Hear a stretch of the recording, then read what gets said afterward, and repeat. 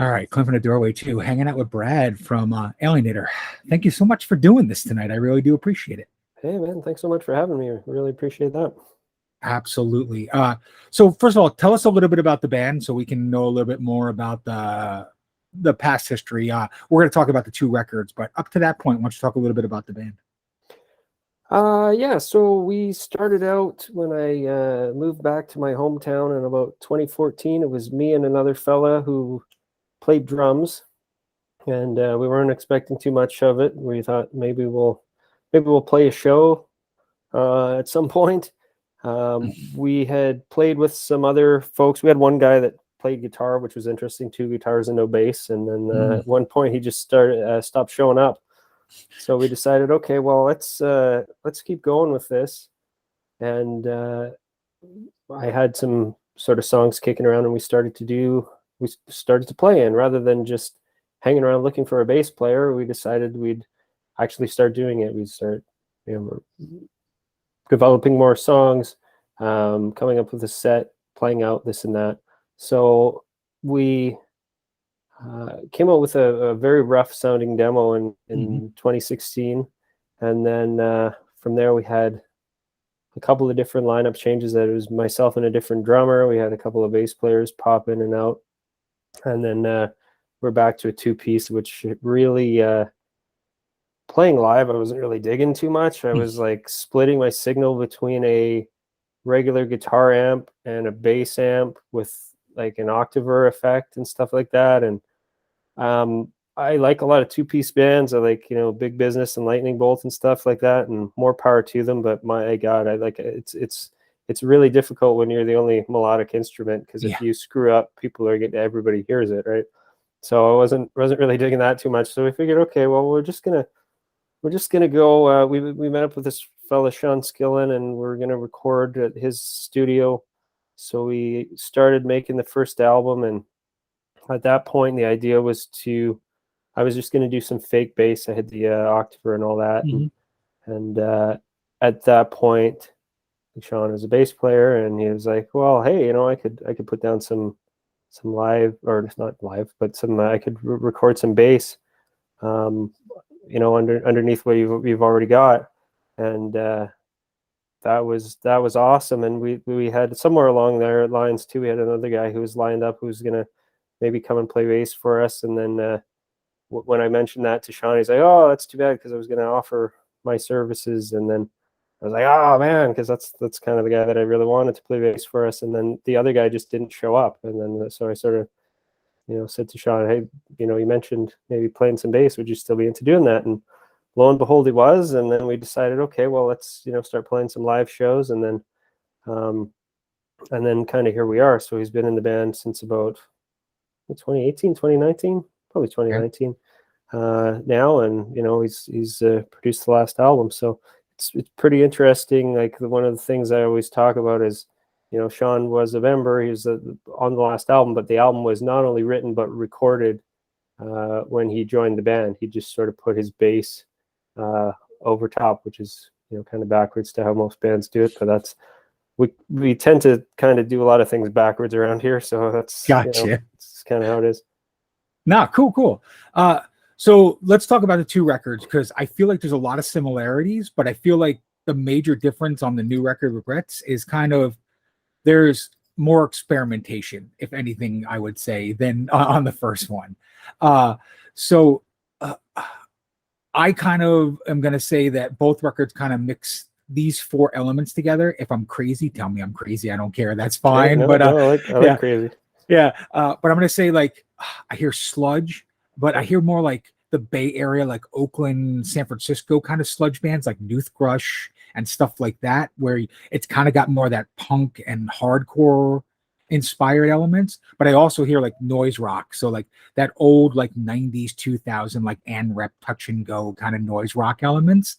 And then what I hear is a lot of prog elements too. And I know you probably don't think that you're a prog band, but I hear like a lot of kind of proggy elements. And then the last thing I'm going to say is there's a lot of old school kind of like late 80s, early 90s thrash melodies in this too to me. So when I hear it all together, that's kind of what the band reminds me of. Was that anything you were going for early on to be what it is, or am I way off base? Wow, no, you're way on. I'll Okay. first of all say thank you, because all those are really good. The thrashier sort of elements, and like I was listening to when I first started the band, I was, oh my gosh, sorry, I just gotta Yeah, no problem. this phone here. I was listening to a lot of like new wave of British heavy metal and stuff like that, Okay. a lot of sort of Diamond Head and stuff like that, and so a lot of that was inspired bands like Metallica and stuff like that. So there's a lot of the thrash there, and I do like a lot of the original thrash metal and stuff like that. The sort of proggier stuff, yeah, I'd say like some of the earlier songs that we started writing with this album, like Lost Leader, is a little bit more proggy, and that it bounces around in a couple of different styles. So yeah, I can definitely hear that. And then the noise rock stuff, I appreciate that people are like yourself are hearing that, and the sort of AMRAP stuff, because that's a lot of what I'm into. Well, I have been into, but kind of the direction I'm starting to go with a lot of my writing. Yeah. I was listening to a lot of Jesus Lizard, a lot of Unsane and stuff like that. And I think in your video review, you mentioned Laughing Hyenas, which made me really happy. Yeah. That anybody knows who they are, and that somebody would think to compare us to them is super cool. And a lot of that sort of comes from having the steady bass player, and because a lot of this, having the rhythm section sort of carry it, and have the guitar play some like noisy textures over top is obviously something you can't do when you're just a one melodic instrument, which is the guitar. So I wasn't able to do that. So now I sort of am able to do that. So the songs that we wrote kind of later in terms of the album, because I mean we were between lockdowns and stuff like that, it's like The Priest and Revisionist History and stuff like that. So that's got a little bit of more of my noise influences sort of showing through there. Love sort of Bay Area sludgy stuff. I like High on Fire. I was listening to a lot too when we started. Love Neurosis a lot. They're from the Bay Area. I don't to aspire to sound like either of those bands, it's like Right. Boy, right, like there's a lot going on there, and especially like Neurosis is I don't know, whatever, 5 guys or whatever it is and stuff like that, and we're only 3. So for me, I always say we started off as a 2-piece trying to sound like a 4-piece, and now we're trying to sound like a 3-piece. So and what I mean by that is like we had like the 2-part guitar harmonies and stuff like that, which I do live with a pedal and stuff like that, but we're kind of embracing the 3-piece a lot more. So I think I give you 4 for 4 on all of those. Cool. No, that's awesome. So I guess what I'm going to kind of do is jump in and talk a little bit about the band and things I want to talk about, and then we're going to go over a couple of the songs on the new record that really kind of draw me to you as a fan and a fellow musician. But I kind of wanted to talk about, so you mix like this really odd element of kind of melody grooves with noisy and dirty kind of tones. So like, is it hard to be able to make sure that it's catchy, but kind of dirty and nasty at the same time? Because that doesn't seem like it's the same direction you're going, but it kind of mixes together in a lot of your songs. And I think that's what drives me to listen to those, to your stuff. So, I think that kind of melody and that sort of the hooky sort of stuff comes from me listening to a lot of stuff like Nirvana, and I used to listen to a lot of like pop music from the 60s and 70s, and I do have some sort of pop sensibilities. I don't have a singing voice. I have a screaming voice, right? So there's not going to be a lot of the melodic singing or anything like that, and the guitar tones I tend to dial in are pretty dirty and nasty. So I think a lot of that is just sort of filtered. Sometimes those pop sensibilities are kind of filtered through my own ability, and just kind of like what it sort of sounds like when it comes out. If that makes sense. Yeah, absolutely. So I was going to reference it to, and it's kind of funny you say pop sensibilities, but there's a band called Jawbox, and they kind of do that very much the same way. And you kind of give me that vibe. Like if Jay Robbins had a dirty, nasty voice and not like a melodic voice, I feel like it's almost what Alienator is. Oh So, man. like I said, I understand where you're coming from with that. So I'm glad that I hear what you're kind of saying and doing. So, that's cool. The next thing I want to talk about is, and I know you're not the bass player, but the Yeah. bass tones are so low and dirty. Like they are Yeah. some of the most ugly bass tones. When you kind of put that together on a record, I noticed that you kind of try and play a cleaner guitar tone when it's a heavier bass line. Is that done on purpose, or is that just kind of natural progression of the band? I mean, the first album kind of had fuzz all over all of the guitar, but when I'm playing, like the kind of setup that I have now, it's still dirty and it's distorted, but when I play it on the higher strings, it tends to sound a little less dirty. And then we dialed in a couple of cleans for some parts. I bought an amp for my friend, so yeah, we try to kind of have that kind of contrast. Although I wouldn't say clean is cleaner. Like I'm trying to make. I want everything to be heard on the guitar, right? I don't want it just to be a wall of mud where you can't make out the notes. So I did my best to make it sound kind of raw, but so you can still sort of hear it and make it kind of bright and chimey enough to cut through. In terms of the bass tone, like when I started dialing in the fake bass, I was trying to do Dave Curran from Unsane. Like that's my happy place for bass, I think. And so I was trying to do that with the Octaver, and Sean was recording it, and I could see it was just sort of like, oh, that's interesting. Like, okay, playing with the pick, really aggressive, that sort of, not like kind of mid-rangey as well. Like there's some mid-range cut there too. I mean, there's a lot of low end, but he's also got the mid-range there. And then he just sort of dialed that in and kind of perfected it. I mean, we dialed it in on the first album, and then he just kind of perfected it from there on the new one, Regrets. I think he's doing a DI actually. Okay. DI bass tone, because when he started it and he was going to reamp it, and I was like, oh wow, man, that sounds really good as it is. It's like, yeah, I mean, because he's kind of a perfectionist. He's like, yeah, I'll tweak it a little bit and see if we can make it a little bit better. And then he turned around and started the end of it. He's like, yeah, I like the DI tone. It was a little bit more aggressive, so that's what he went with. Cool. So when I play the record for friends or for people and I say, hey, check this out because I think you're gonna like it, there's two bands that I reference continuously, and one of them more than the other, but the first one is Cancer Bats. And I really feel like that if you're a Cancer Bats fan, you can be a fan of your band for sure. Okay. And then the one that I feel like they disappeared way too fast, and it was Acid Bath. And the reason why I think Acid Bath so much is they did very much what you did with just 20 years ago, where they kind of mix all these different elements together. And a lot of people can't get into it, but the people that do love this shit. Okay. Like they absolutely love it. So were these big influences on the creation of the band, or are these just kind of like you listened later on and said, oh yeah, okay, I can see where these influences come from? With those two, I'd have to say not at all. Okay. Cancer Bats are fellow Canadians. Good, great band. I've seen them live a couple times. I don't think I've ever sat down and listened to one of their albums, but definitely a compliment. Acid Bath I like a lot. I do like the eclecticism, if that's a word, of the band.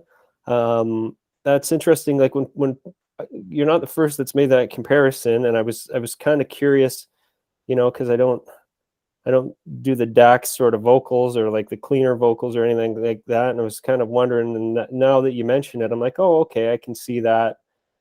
How that's kind of something that can be compared to us. So I mean, it is a band that I do like, but I think the bands that you were mentioning earlier are definitely more of a primary influence, whereas Acid Bath I really like a lot, but I never really thought of them in terms of kind of being the same as what we do. That makes sense. your guitar tone is very, very similar to early Acid Bath, not I the like appreciate it. later stuff, but the earlier stuff. And I think that's what kind of where my like I hear that guitar tone and it's very similar to that. So that's why I say that. Nice. So let's just talk about the band's studio versus live. How Mhm. would you say it's different in a studio environment on record than you guys live? What's the two different creatures? In terms of how we sound, it's pretty much like it's a pretty close approximation. I mean, on the first album, we did like when you say the second one is more experimental, I agree with you in some ways, but we tried to put like those little weird interludes and those little noise and sound effects and stuff like that. We're kind of messing around with samples and stuff like that. So obviously we never had that going on live. But it's you're hearing the same thing. I mean, the performance is the same.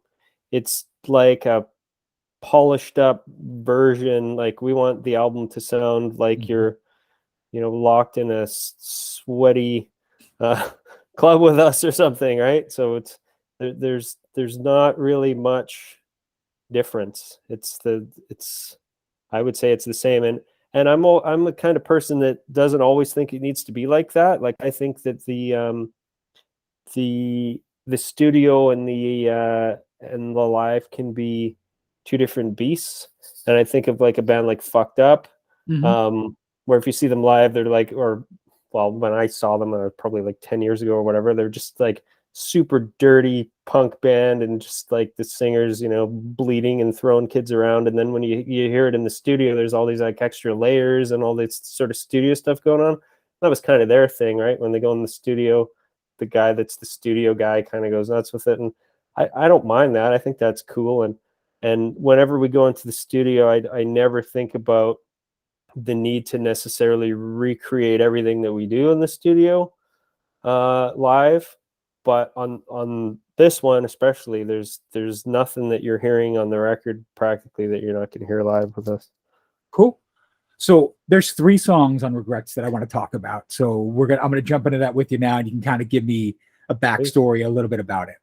So the first song is The Priest, and the reason why I want to talk about that one is that very much is where groove meets noise rock to me. Like you like lock this really interesting, like normally when you say the word noise rock, you don't say groovy or catchy. Like you're saying dissonant and pissed off, but you kind of wrap those two tones together very well. Can you kind of talk about that song and how it came to be? That's exactly what I was going for, man. I really appreciate that. You seem to be picking up everything I'm putting down. I gotta hurry to do some promotion for us. That was one that I came up with. I came up with the bass riff on guitar, and then came up with the guitar riff as well. So I sent a demo out to the guys, and I sort of had the idea that I wanted to do this song about the abuses of the church, and using Ralph Rowe kind of as a metaphor, because he was somebody who did so much damage and got off with such a slap on the wrist. And so that was I think I kind of had the topic in mind when I was coming up with it. I think the original working title was the Scoutmaster. Oh wow. As he was both. Yeah. And then I sent the demo to the guys, and the part that the guys helped me fill out was that middle part. So I kind of had the idea that the bass would kind of walk, just this kind of walking bass thing, and just hang back and then let the guitar come in and do something.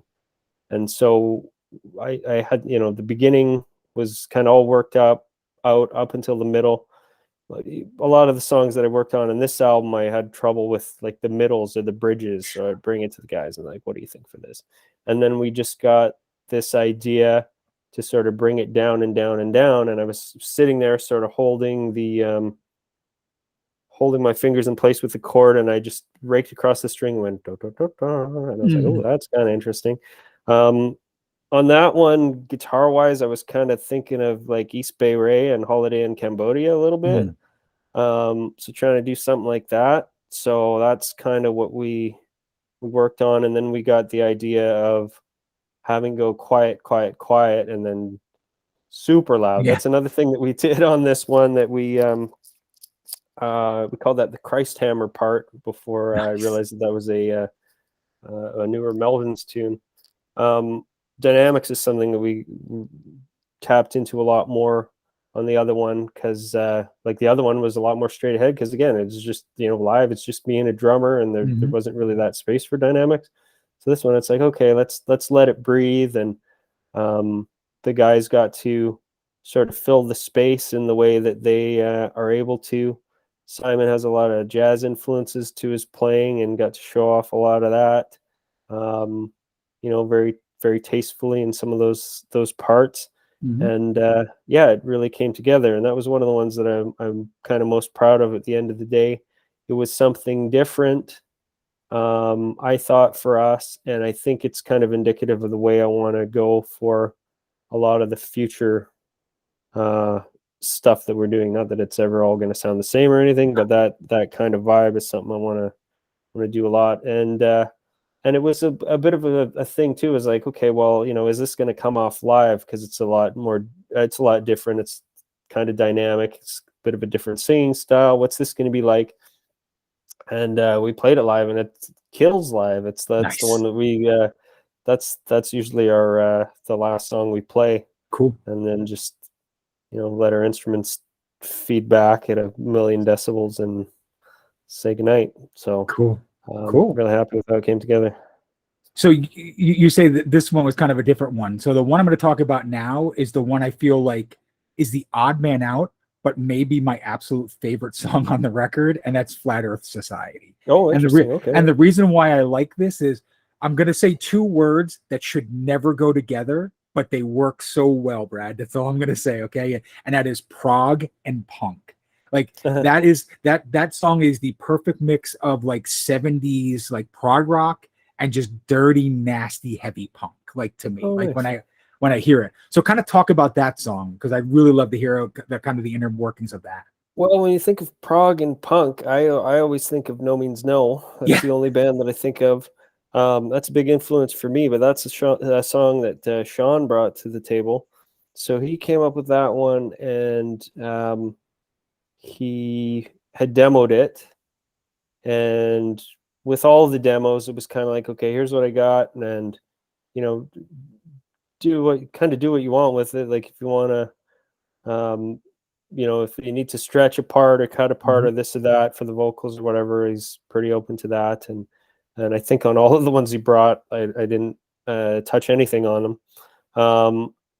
So he brought this kind of, you know, kind of bouncy, I guess, kind of riff. And we had played a show a little while before that where he would open for Soulfly, and he had been watching like the kids jumping up and down, like they do a lot of this sort of bouncing, and I guess he was thinking of that when he wrote part of that, because the I don't know, the big sort of breakdown riff at the end has got a lot of that sort of bounce to it.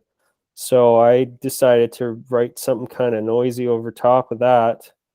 And then Simon added his own touch. Like, when you give it to the drummer, sometimes you get something different than what you intended, and sometimes that's kind of better. So he did the kind of where he like the chorus is fast the first time, or not fast, it's the same speed, but you know what I mean, it's like the D beat sort of thing, and then he kind of leaned back into it the second time. So that was kind of interesting. And then so that one just sort of came together. That's one that Sean and I both don't enjoy playing too much live, because it's a little bit tricky, but it gets a good reaction, and a lot of people have commented that they like that one.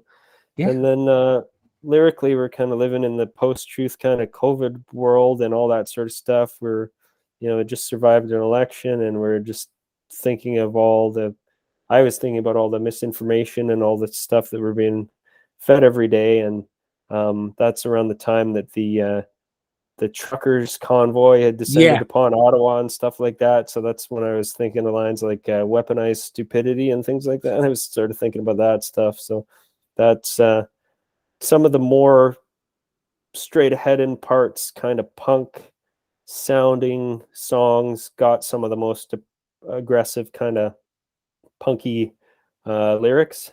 Yeah. And there's kind of two modes on the album. It's either kind of sad or pissed off, and that's pissed off one. So that's kind of where my head was at during that time and that ordeal that we had kind of making the record. Cool. So the last song I'm going to talk about is, before I even talk about the band, I'm like, hey, I want you to hear this band. I always play this song because if they like this song, they're going to like you as a band, and that's Wounded Bird. And the reason why I feel like that is the song to play is, off of both records, that's an amalgamation of everything that you've done in my eyes. Like, it kind of layers a little bit of everything from everything you've done. So kind of talk about that song if you can. Well, that's a deep cut. That's I'm glad that one gets some love. That was one that started with me, and I was listening to actually a lot of Fugazi at the time. So the beginning of that one is kind of like, it was going for maybe like a shut the door type thing, with the really quiet and then the noise blast. So that's another one where I started, wrote the intro, wrote the verse, and then I kind of got stuck, and then Sean came up with the, I guess, kind of stonery sort of middle part. We don't really have too many of those bits on this album, but that was one of them, and that really fit. And then we did the going quiet thing in the middle there. That's another one where we're kind of sandwiching some sort of influences together in there, and I got to get creative with some of the guitar work and stuff like that. So that one took a little longer to come together. That was one of the kind of last ones we were working on before the first lockdown, I think. Okay. And I did some of the little, Chris Spencer sort of neck bends and stuff on that I was experimenting with. So I was just trying to do something a little bit different. It's, maybe a little bit more rock, or a little bit more, I don't know what. I was listening to a lot of Leatherface and stuff at that time. So wow. that sort of influence. And then just in terms of the lyrical content, it's I talked about it as being kind of like a rallying cry for depressed people, of which I have at various times considered myself one, for sure. Just thinking about how I work in the field of addictions, and I relate to a lot of the people there that kind of don't really fit within society, and feel like they're kind of on the outskirts. So I thought we need a little theme song. So that's my stab at that one. Cool. So yeah, that's kind of funny that you kind of use the Fugazi kind of Discord thing, because I actually use a reference very similar after I play this, and I get a lot of kind of feedback from people that I am friends with. As I'm like, imagine Lungfish, but as a noise rock band, and that's kind of what that song reminds me of. So yeah, I like I said, I hear the very Discord DC sound in that song, so it's very cool that you say that. Geez, I haven't heard I don't think I've heard enough Lungfish. I am aware of them. I just started listening to Hoover lately, which is a nice. pretty deep cut from DC. But Discord's right on there. Yeah, absolutely. So why both records DIY? Why not a label? Why are you doing it yourself? Is it that it's just the way you want to do it, or you just haven't looked for a label? Because I feel like if you did, there's probably a lot of labels out there to be really damn interested in you. Necessity, man. We when we first started, nobody knew who we were or cared. We're in a fairly remote part of the country, so I don't know how your Canadian geography is, but we're like 8 hours away from Winnipeg, and like, I don't know, 15 hours away from Toronto, Wow. without pee breaks. So yeah, we're not going on any extended tours or anything like that. And I don't know. I'd love it if somebody would would want to take us on and put out some of our albums for us, that would be great. If anybody's listening, we'd certainly be open to the right offer from the right folks. If we have similar goals and ideas in mind, I definitely like that. But we just never gotten those kind of opportunities in the way that I just like waiting around for a bass player. It's like if you keep waiting around for opportunities, you're not gonna. Right. I just rather get it out there and maybe create some opportunities by getting it out there. I don't know. That's just sort of the way it is. So it's not like not like we're kind of married to the DIY thing. It can be a lot harder. It's harder to find, scrape together an audience and be heard, even with the internet. And it's easier to get stuff out there. Well, it's easier for everybody, and there's so much to wade through. It's a double-edged sword. It's like it's easy for us to put stuff out, and it's easy for absolutely anyone with a computer to put anything out. So there's so much stuff to sift through. So wasn't a calculated move. It's just the right opportunities haven't been there, and we're definitely open to them. Cool. No, that absolutely. Like I was going to say, there's a label called Nefarious Industries out of the East Coast, and I think that like you would be a perfect fit with them. So like if you ever get to talk to them, if you ever send them something, they have very similar styled kind of bands. So I'm just like, you might be something that you're really interested in. But yeah, absolutely. I guess that the next thing I kind of really want to talk about is if you had to explain to someone the band, like let's say they've never heard it, you're gonna play live for the first time. How do you explain the band to someone before they've heard you for the first time? That's the worst. That's what I'm the worst at. I just like post-hardcore sludge was, I think, what we got called in a I think it was Decibel said that. So I'm like, okay, well they know more than probably I do about genres. Genres are it's so frustrating. And in some ways, I think it's good that we don't neatly fit into one. But man, like I get so many comparisons, and like God bless some of the people that review the album and they give it a good review. But it's like I don't listen to black metal, for example, right? So that's not really a reference for me. If somebody hears that in their music, I can kind of see some of the elements and this and that. But it's really, really hard to sort of find that audience.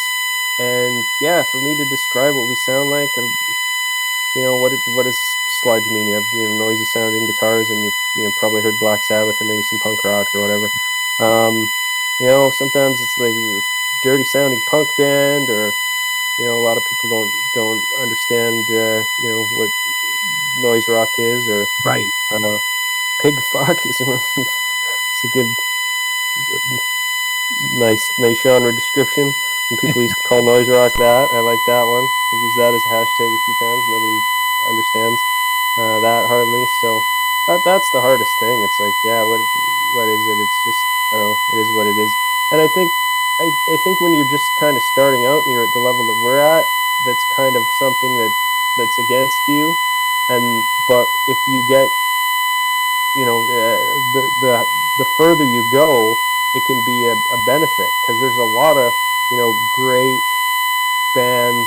Like you look at a band like Cave-In. What kind of music do they play? Well, you ask 10 different people, you're going to get 10 different answers, because there's so many different things. Well, that hasn't really it's not holding them back now. It probably did when they first started kind of morphing out of where they started. So when you get to the highest levels, I think it's good for you. But when you're at the level that we're at, sometimes it's like, where do we file this? No, I got you. And then you use the Cave-In reference. I guess you'd explain how they sound by record, because every record is completely different. Like, which record do you want to talk about? You know what I'm saying? But so I guess like from that, where like it's really hard to describe the band. Is there anybody you'd like to work with, like collab with, or maybe have work with you in the studio on the next record or anything along those lines? Oh, well, I don't know. Like, I kind of like how we're doing it right now, just kind of on our own. I mean, you could say, if it was like, no limits on whatever, and we could get into like, obviously, I'd love if Kurt Ballou recorded our albums, and or Steve Albini or something like that, or but like we're just a bunch of yokels from Thunder Bay, right? So we're not really swimming in those waters, but I like all the AMRAP stuff and the Melvins and Toshi Kasai and sort of all those kind of people, and all the bands that we mentioned. But just we're a small time band, and we're just doing our thing the way that we know how to do it. So at this point, we're just kind of happy plugging along the way that we're used to. Cool. And you say like Kurt isn't going to be someone that would like to, like, how many local yokels are on Death Wish, like his label and stuff, like Oh, maybe. Converge. Yeah, you know what I'm saying? Like Converge loves to bring unknown bands with them. So like I was just wondering because that's a great reference. Like I think he would add so much to your music without really adding anything. Because the magic of what he does is he takes the best parts of a band and just accentuates it. I think the same thing with Steve Albini. He doesn't really change a band. He's like, I hear this and this and this, and I think we can accentuate these things, and that's why those bands become so good once they've been. Oh, for sure, yeah, and he's the master of that for sure. Oh, yeah, I mean, it just seems kind of, I don't know, fanciful or like I'd like to work with the Beatles, like what I mean. It's like, yeah, okay, whatever, buddy, right? So it's like that's, what I mean, right? I get it. I totally get it. So if I was to ask you after we've had this kind of conversation, how do you feel the two records are the same, and how do you feel that the two records you've done are different? I feel like they're the same in that they are eclectic. They mix a lot of the same kind of influences. They have, your faster sort of straight ahead songs and the more melodic stuff. I think they're different in that Regrets, the new one, is more cohesive. Like we had, like I was still kind of deciding, and in some ways this album is still kind of transitional as well because we're still trying to decide what we are and what we sound like. Um, you know, into the creation of this album as well, but it was really a lot of that on the first one, and it's more cohesive lyrically in this one. Like the first one, we had songs like "Drag the River" and "Rent Evicted," which were kind of about social issues and stuff like that. And then we had a song about like L. Ron Hubbard and one about the reptilians and stuff like that. It was like an old song. I don't mind that song, but it's like it's stylistically it kind of wasn't the same, and it all kind of filters through the way we play and you know what the vocals sound like in that anyway. So it kind of sounds same-ish enough, but stylistically, I think this one is definitely more cohesive. Um, I think just better all around musicianship and recording and more of a vibe to this one. Definitely a darker vibe for sure. Like I don't know if the next one's going to be quite so dark. Like I think of the first one in terms of like color wise. I think of maybe we got a bit of synesthesia or whatever, but it's like a little bit more multicolored, and this new one is like shades of black and gray, kind of. Does that make sense? Yeah, absolutely. Um, as far as the band members, you said you kind of get your own parts come together and you don't really write songs together so much and go into a studio and kind of create it from there. Uh, do you feel like maybe in the future you want to kind of collaborate more as a band rather than I bring my song, he brings his song kind of situation? Well, I don't want to say that we didn't collaborate. Like Simon, our drummer, tied a lot. Like our new drummer. That's another change. Simon plays on Regrets.